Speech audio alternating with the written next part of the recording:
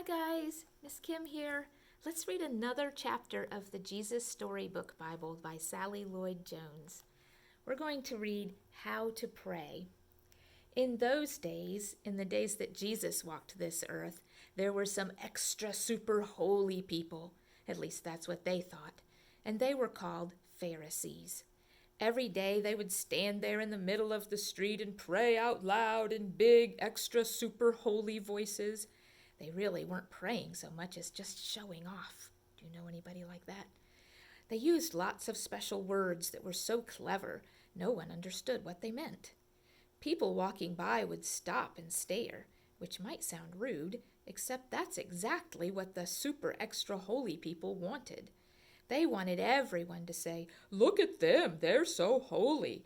God must love those people the best." Now you and I both know that they were wrong. God doesn't love just holy people. But the people walking by weren't so sure.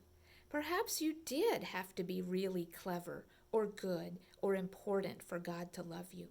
Perhaps you had to know lots of difficult, clever words to speak to God. What do you guys think? Do you think you need to be super holy and know lots of big words to talk to God? No, I don't think so. So one day, Jesus taught the people how to pray. He said, "When you pray, don't pray like those extra super holy people. They think if they say lots of words, God will hear them. But it's not because they're so clever or good or so important that God will listen to them. God listens to you because he loves you. Did you know that God is always listening to you? Did you know that God can hear the quietest whisper down deep in your heart, even before you've started to say it? Because God knows exactly what you need, even before you ask him." Jesus told them that. You see, God just can't wait to give you all you need. So you don't need to use extra big, long words or special words. You don't have to use a special voice. You just have to talk. So when you pray, pray in your normal voice, just like when you're talking to someone you love very much. Here's Jesus. Jesus loved children. He's holding one of them on his lap, and the other ones are standing around listening to him. And the grown-ups are listening too, while he's teaching them how to pray. So Jesus said, "Pray like this. Hello, Daddy. We want to know you and be close to you. Please show us how. Make everything in the world right again, and in our hearts too. Do what is best, just like you do in heaven. Please do it down here too. Please give us everything we need today.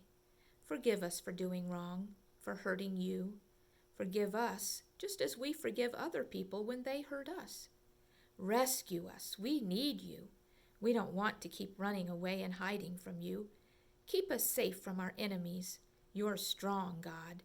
You can do whatever you want. You are in charge. Now and forever and for always. We think you're great. Amen. Yes, we do."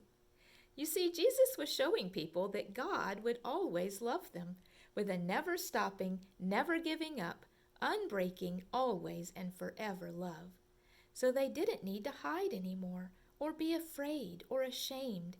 They could stop running away from God and they could run to him instead, as a little child runs into her daddy's arms.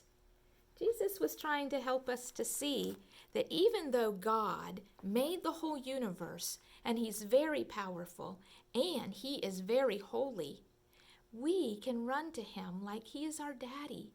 Because of Jesus, Jesus has repaired our relationship with God, and now we don't have to be afraid of God or ashamed of the things that we've done.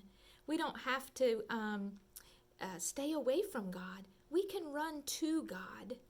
And sometimes the children say, "Miss Kim, what does it mean to run away from God or to hide from God? Like, we can't run away from God. He's everywhere." That is so true.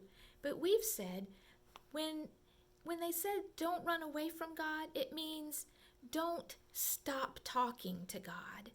Don't be so ashamed of what you've done or afraid of God and stop talking to him.